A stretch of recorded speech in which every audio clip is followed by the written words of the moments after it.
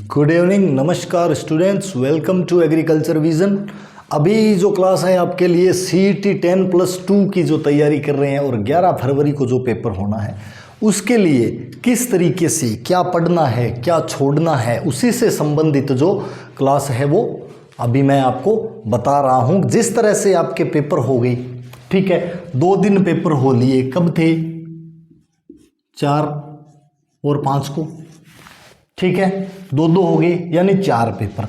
और चारों पेपर के अंदर आपने देखा कि जो पेपर के अंदर सारा का सारा जो है ना कि क्या आना चाहिए, कितने क्वेश्चन आ रहे हैं, वो ऑलमोस्ट जो है ना वो सबके अंदर क्या है, सेम है, ठीक है।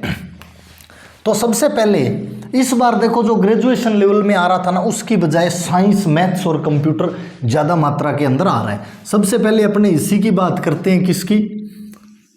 साइंस और मैथ्स। मैथ्स के साथ में ले लो आप रीजनिंग। रीजनिंग जो है ना वो बिल्कुल लल्लू सी रीजनिंग आ रही है, रीजनिंग में कुछ है नहीं, ठीक है। और कंप्यूटर, ये जो है ना सब्जेक्ट कौन कौन से? साइंस, मैथ्स और कंप्यूटर, ये अच्छे वेटेज का आ रहा है इस बार। लेकिन आ क्या रहा है, कुछ एक सिलेक्टेड टॉपिक के अंदर से ही आ रहे हैं। वो टॉपिक फिक्स हो रखे हैं, ये मान लो कि एग्जाम वाले ने धार रखी है कि इनके अंदर से ही मैंने क्वेश्चन निकाल के देने हैं। अब जैसे साइंस है, साइंस के जो क्वेश्चन आ रहे हैं ना, साइंस के अंदर मैं आपको बता देता हूँ। एक तो है ना, यानी साइंस का मतलब हो गया विज्ञान, हिंदी में ही बता देता हूँ मैं, सारे इंग्लिश में तो पढ़ नहीं पाएंगे, है ना। तो साइंस के अंदर क्या है, एक तो आपके जो है ना बीमारी से संबंधित क्वेश्चन आ रहा है कि या तो वो क्या पूछ रहा है कि डाइट प्लान पूछ रहा है कि बीमारी के अंदर क्या परहेज रखना चाहिए, या कोई विटामिन प्रोटीन पूछ रहा है, या कोई प्रोटोजोआ बैक्टीरिया पूछ रहा है। वो बीमारी से संबंधित क्वेश्चन दे ही दे रहा है, ठीक है। तो आपके, और ये बीमारी आ कहाँ से रही है सारी की सारी, ये जो आपके 10th क्लास वाली बुक्स है ना उसके अंदर से साइंस ठोक रहा है, सीधी की सीधी ठोक रहा है। तो बीमारी जो है वो 10वीं क्लास वाली विज्ञान के अंदर जो बीमारी वाला है चैप्टर, उसको आपने थोड़ा सा एक बार देख लेना, उसमें ज़्यादा कुछ है नहीं, एक बार पढ़ने से याद हो जाएगा। दूसरी चीज़, साइंस में एक क्वेश्चन आ रहा है लेंस कह लो या दर्पण कह लो, जो फिजिक्स का एक चैप्टर है 10th के अंदर, उसके अंदर से क्वेश्चन डाल रहा है। और क्वेश्चन किससे रिलेटेड डाल रहा है? क्वेश्चन रिलेट कर रहा है उसका, या तो वो है क्या बोलते हैं उसको, प्रतिबिंब कि आभासी बनता है या क्या बनता है, सीधा बनता है या उल्टा बनता है, वो प्रतिबिंब की क्वालिटी पूछ रहा है। और एक क्या पूछ रहा है, वो दूरी, जो फोकल लेंथ बोलते हैं ना इंग्लिश के अंदर, वो वाला सिस्टम है ना, वो पूछ रहा है। उनसे रिलेटेड क्वेश्चन आ रहा है उसका कि प्रतिबिंब सीधा बने, उल्टा बने, छोटा बने, बड़ा बने, ऐसा कुछ पूछ रहा है। या एक दूरी पूछ रहा है कि जो सामान्य आदमी की दूरी है वो कितनी होनी चाहिए, और इस पे तो लगभग क्वेश्चन आ गया, ये तो दोबारा आना नहीं है। ऑलमोस्ट प्रतिबिंब से रिलेटेड क्वेश्चन आना ही आना है। और रिएक्शन यानी जो अभिक्रिया है ना, अभिक्रिया का प्रकार पूछ रहा है, एक एग्जाम्पल दे रहा है और उसके अंदर वो प्रकार पूछ रहा है कि कौन सी अभिक्रिया होगी। इस तरह के क्वेश्चन जो तो साइंस के अंदर जो इंपॉर्टेंट है ना आपको, क्या, एक तो है बीमारी पूछ रहा है, राइट। एक क्या पूछ रहा है, अभिक्रिया पूछ रहा है केमिस्ट्री के अंदर से, वो प्रकार पूछ रहे हैं अभिक्रिया के। और दर्पण वाले पार्ट की है ना, उसने पूंछ पकड़ रखी है जचा के, दर्पण के अंदर से प्रश्न ठोके और कहीं से ठोके कि ना ठोके। तो ये जो है एक इंपॉर्टेंट टॉपिक है। और बीमारी के अंदर से तो 2-2, 3-3 % डाल रहा है वो। और एक जो है इंपॉर्टेंट हर पेपर में क्वेश्चन आया है, वो है रक्त समूह का।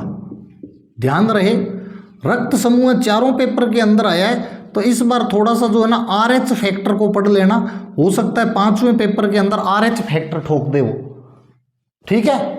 तो रक्त समूह RH फैक्टर में ज़्यादा कुछ नहीं पढ़ना, नेगेटिव पॉजिटिव पहले कहाँ मिला, रिजस मंकी वगैरह, वो सारा का सारा थोड़ा सा देखने लायक है।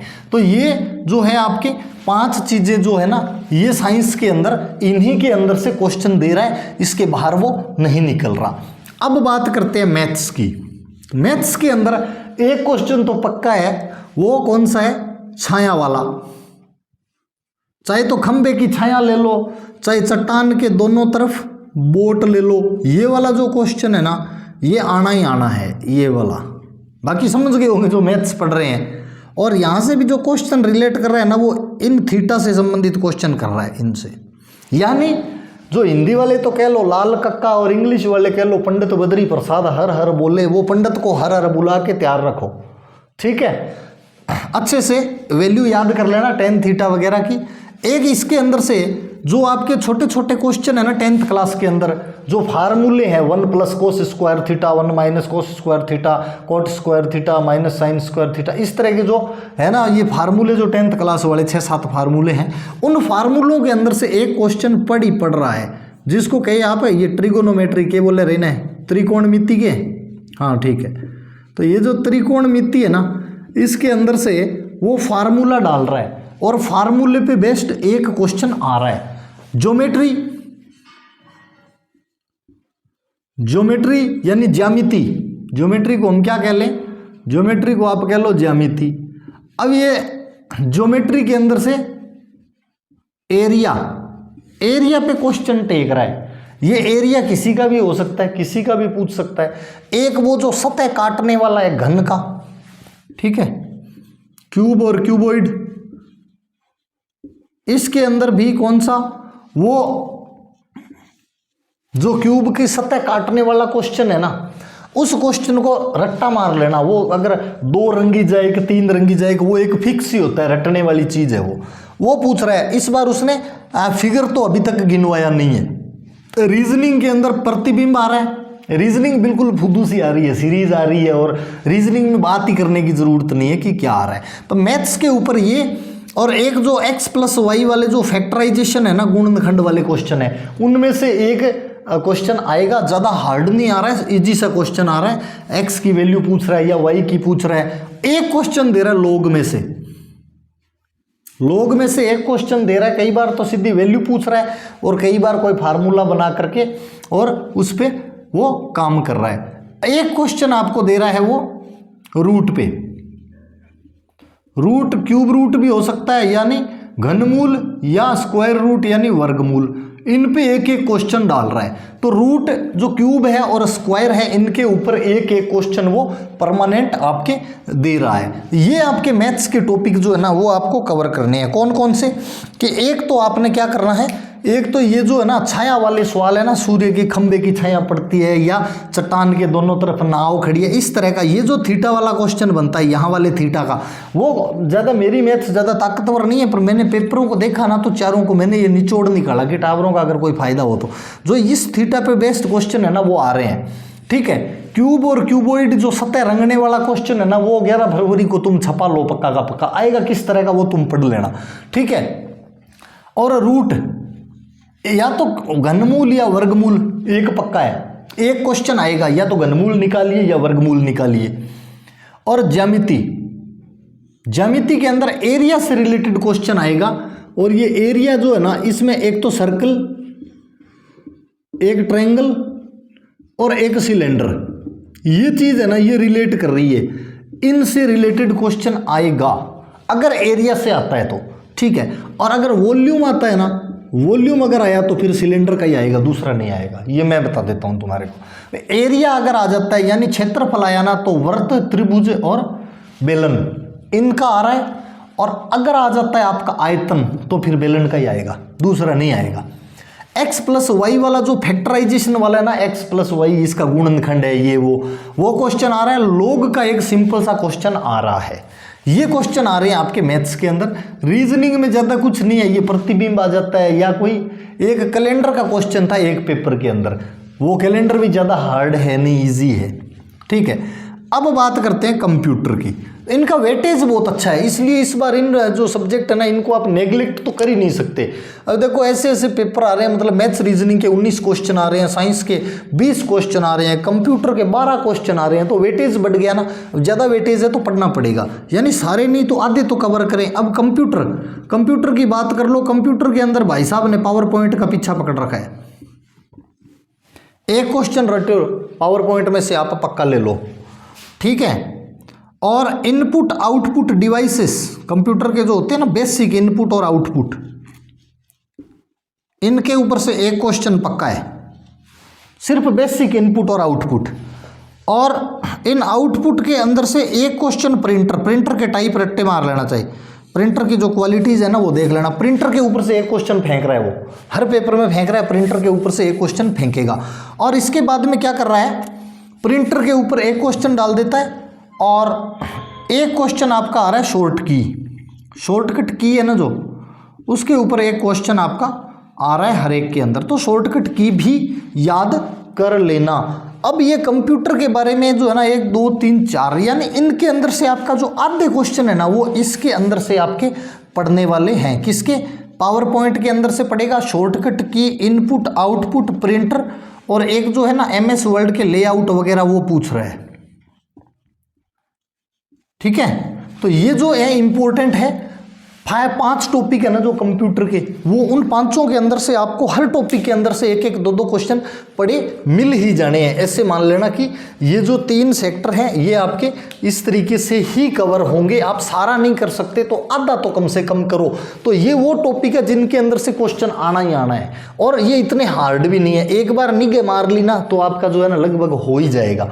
ठीक है, अब रह गया इसके बाद में, अब अपने बात करते हैं कि पॉलिटी कितनी आ रही है। मैं अलग अलग बांटता हूं, बाकी सारे कहते हैं जीके के क्वेश्चन आ रहे हैं। संविधान, ठीक है ना, तो संविधान के अंदर से ऑलमोस्ट पेपर के अंदर वो अनुच्छेद पूछ रहा है, आर्टिकल पूछ रहा है।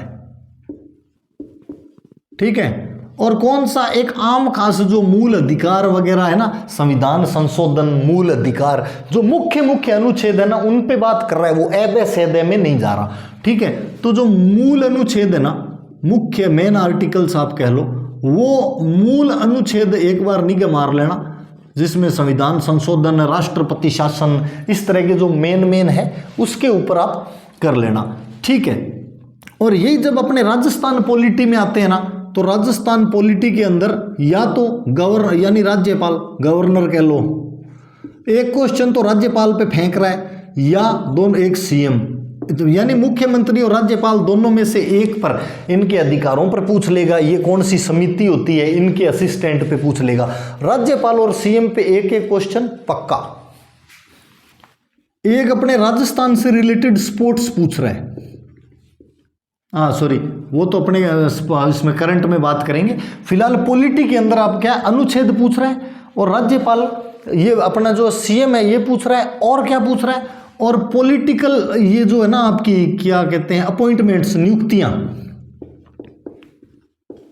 अपॉइंटमेंट्स जो है वो पूछ रहा है। चुनाव आयुक्त वगैरह की जो है वो करंट में ले लो चाहे पॉलिटी में ले लो, पर पूछ रहा है वो, यानी पॉलिटी से रिलेटेड ये चीजें पूछ रहा है। और क्या पूछ रहा है, अब बात करते हैं अपने करंट की, कि करंट में क्या पूछ रहा है। पॉलिटी के अंदर तो इतना ही मुख्य है कि या तो वो आपसे कोई, जैसे भारत का संविधान है तो इसमें अनुच्छेद पूछ लेगा, राज्यपाल CM पूछ लेता है, या इसके अंदर जो है वो आपके क्या पूछ रहा था क्वेश्चन, उसने कोर्ट पे, यानी जो कमिटीज बनी हुई है ना अपने राजस्थान से रिलेटेड जो कमिटीज है, कि ये काम किसकी समिति के सिफारिश से हुआ था वगैरह, इस तरह से कमिटीज पे क्वेश्चन पॉलिटी का आ सकता है। अब रह गया अनुच्छेद। अनुच्छेद के बाद में इंपॉर्टेंट है आपका प्रेसिडेंट। इंडियन पॉलिटी के अंदर प्रेसिडेंट के स्टेट के रेफरेंस में पावर्स पूछी जा रही है और पूछी जाएगी। ठीक है, राज्यपाल कोई काम नहीं कर सकता, प्रेसिडेंट कर सकता है, इस तरह का कोई ना कोई क्वेश्चन आना है। तो पॉलिटी के अंदर मूल अनुच्छेद, प्रेसिडेंट, राज्यपाल, CM, और नियुक्तियां जो है पॉलिटिकल क्षेत्र के अंदर वो, और कमिटीज जितनी हुई रही है ना कि इन कमिटीज की वजह से ये लागू हो गया, इस कमिटी की सिफारिश से ये लागू हो गया, ये एक इंपॉर्टेंट फैक्टर है पॉलिटी के अंदर। और बाकी आपके राजस्थान में, राजस्थान से रिलेटेड फर्स्ट पढ़ लेना, फर्स्ट का मतलब फर्स्ट CM पढ़ लेना, फर्स्ट, और कोई राजस्थान का फर्स्ट MP पढ़ लेना, फर्स्ट MLA पढ़ लेना, फर्स्ट डेप्यूटी CM पढ़ लेना। जो राजस्थान से रिलेटेड फर्स्ट अपॉइंटमेंट हुआ है ना कोई भी, वो पढ़ना है। अब आ गया करंट। करंट के अंदर देखो, करंट के अंदर एक तो है अवार्ड्स, और ये अवार्ड्स कौन से पूछ रहा है वो देखो मैं बताऊं। अवार्ड्स है ना वो जोड़ करके पूछ रहा है आपके राजस्थान का जो आर्ट है ना उससे, आर्ट एंड कल्चर से अवार्ड को जोड़ करके पूछा है उसने। आपसे ये पूछ लेता है इस चित्रकला का जो कौन है उसको अवार्ड मिला, जैसे थेवा में पूछ रखा था, है ना। इस तरह से अवार्ड को आर्ट एंड कल्चर से जोड़ के पूछ रहा है एक तो करंट के अंदर। अब उसको चाहे तो आप आर्ट एंड कल्चर में ले लो चाहे अवार्ड में ले लो, पर वो अवार्ड पूछ रहा है, ठीक है। अगला आपका जो है ना वो इंडियन अवार्ड्स, जो नेशनल अवार्ड्स है ना, उन अवार्ड्स के ऊपर क्वेश्चन आना है। एक क्वेश्चन पक्का है, नेशनल अवार्ड और करंट के अंदर क्या अपॉइंटमेंट्स, जो नियुक्तियां हो रही है ना हाल में, कौन कौन से जो जहां भी नियुक्ति हुई है, चाहे वो सीआरपीएफ में हो रही है, और यानी ये जो प्रेजेंट अपॉइंटमेंट्स है ना, इनके पास में जो भी मुख्य मुख्य नियुक्तियां हुई है वर्तमान के अंदर, चाहे वो चुनाव आयोग का है वर्तमान अध्यक्ष है, महिला आयोग का वर्तमान अध्यक्ष है, इनके ऊपर ये जो अपॉइंटमेंट्स हैं इनके अंदर से आपको 2 क्वेश्चन मिलने हैं। हर पेपर में मिल रहे हैं, इसमें भी मिलेंगे। इंडियन अवार्ड्स मिल रहे हैं। इंटरनेशनल के अंदर आपको कौन सा अवार्ड एक पढ़ना है वो पढ़ लेना, नोबेल पढ़ लेना। नोबेल के ऊपर से क्वेश्चन आ सकता है, ज़्यादा पढ़ने की जरूरत नहीं है। इंटरनेशनल अवार्ड में नोबेल पढ़ लेना, और एक जो करंट है ना, जो न्यूज़ पे जो चर्चा में है पिछले 2 महीने का मटेरियल, वो पढ़ लेना। जैसे लूला सिल्वा वगैरह जो है ना, वो सारे पढ़ लेना। ऋषि सुनक, ये जो पिछले 2-3 महीने में चर्चा में रहे हैं ना, करंट न्यूज़ रही है जो, उस करंट न्यूज़ को पढ़ लेना। वो करंट न्यूज़ जरूरी है पढ़नी, उसके अंदर से क्वेश्चन आना ही आना है। ये है आपका करंट। और करंट के अंदर मान लो स्पोर्ट्स, स्पोर्ट्स के अंदर एक तो जो ओलंपिक या कॉमनवेल्थ वाले जो मेडलिस्ट है ना अपने, उनके सिर्फ गेम याद कर लेना बस। मेडल वेडल नहीं आएगा, पदक वदक कुछ नहीं पूछेगा वो, किसको मिला किसको नहीं मिला। आपको जो काम करना है ना वो क्या करना है, ओलंपिक और कॉमनवेल्थ के अंदर उनके जो मेडल्स है ना, वो मेडल्स थोड़े याद कर लेना कि ओलंपिक में के मेडल्स क्या, उनके सिर्फ स्पोर्ट्स याद कर लेना। जैसे आपको लगे ना ये प्लेयर यार जीत के आया था, और ऐसे अजीब अजीब से नाम वाले तो पक्के ही कर लेना। यही आपने क्या करना है, राजस्थान के सेंस में करना है। राजस्थान के स्पोर्ट्स की जब बात करोगे ना आप, स्टेट की स्पोर्ट्स, उसके अंदर भी आपको क्या याद करना है, प्लेयर, गेम और अवार्ड। अगर कोई नेशनल अवार्ड मिला है या राजस्थान स्टेट अवार्ड मिला है ना, वो तो याद कर ही लेना।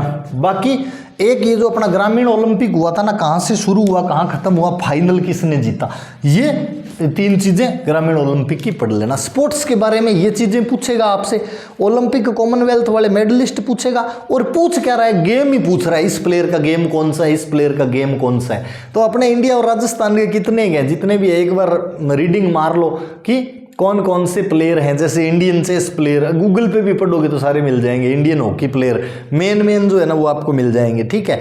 अवार्ड मिल जाएगा, और ट्रॉफीज से रिलेटेड क्वेश्चन, चाहे वो स्टेट की है चाहे सेंटर की है। ट्रॉफीज यानी कप्स जो होते हैं ना, कि ये कप कौन से खेल का है, ये कप कौन से का, मेन ट्रॉफीज जो है वो आप पढ़ लो। ये है आपका करंट। अब रह गया आपका हिस्ट्री और ज्योग्राफी, उसके बाद में आता है इंग्लिश और हिंदी। तो इसके बाद में हिस्ट्री और ज्योग्राफी के अंदर आपके क्या आने वाला है।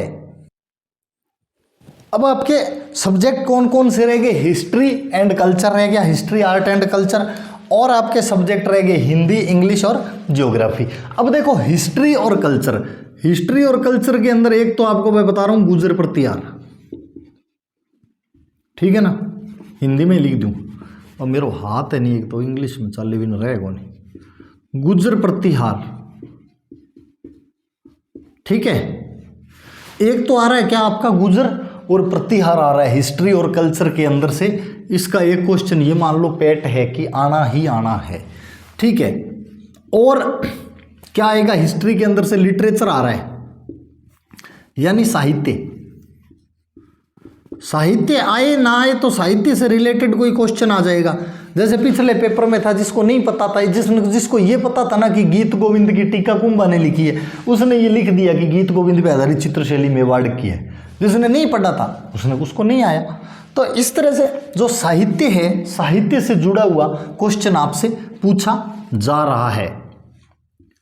और क्या पूछ रहा है हिस्ट्री और कल्चर के अंदर, नृत्य, चित्र, नृत्य या चित्र, दोनों में से एक क्वेश्चन तो आना ही आना है, या तो नृत्य आ जाए या चित्र आ जाए। और चित्र शैली के अंदर भी अधिकतर इसने क्या पूछा है पता है आपको? कलाकार पूछे, चित्रकार पूछे, नृत्य कलाकार पूछे उसने चित्र शैली के, कि चित्र शैली का कलाकार कौन है, अवार्ड किसको मिला है, किसको नहीं मिला।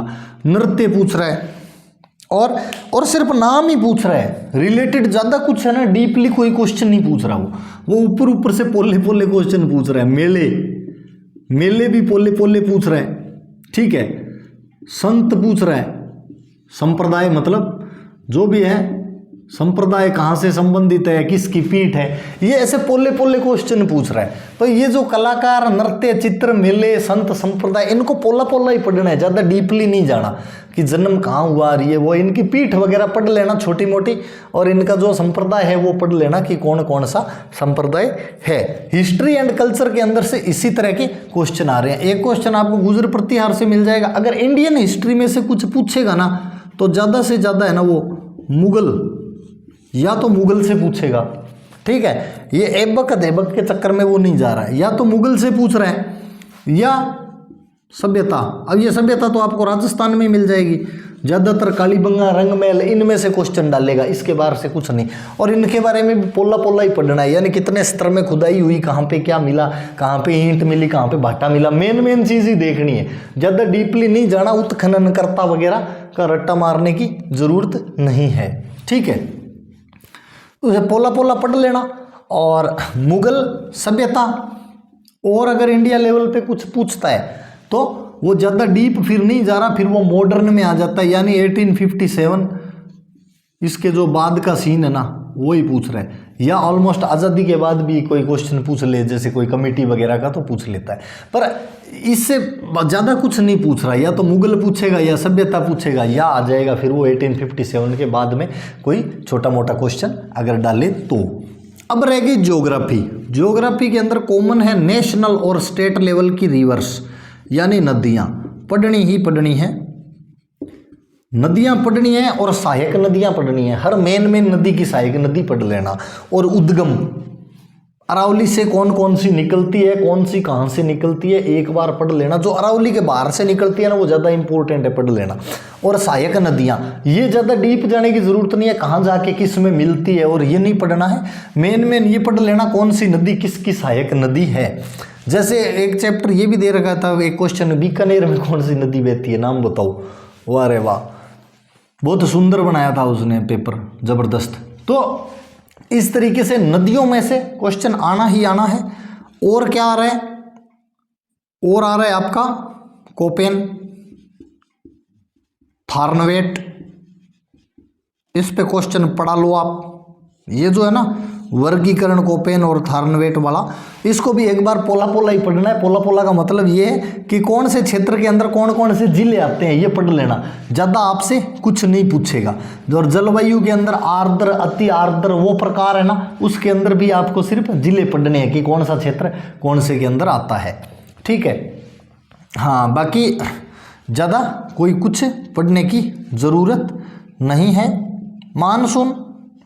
मानसून के बारे में क्या पढ़ना है, कब आता है कब जाता है राजस्थान के अंदर से, ये चीज़ आपको पढ़नी है।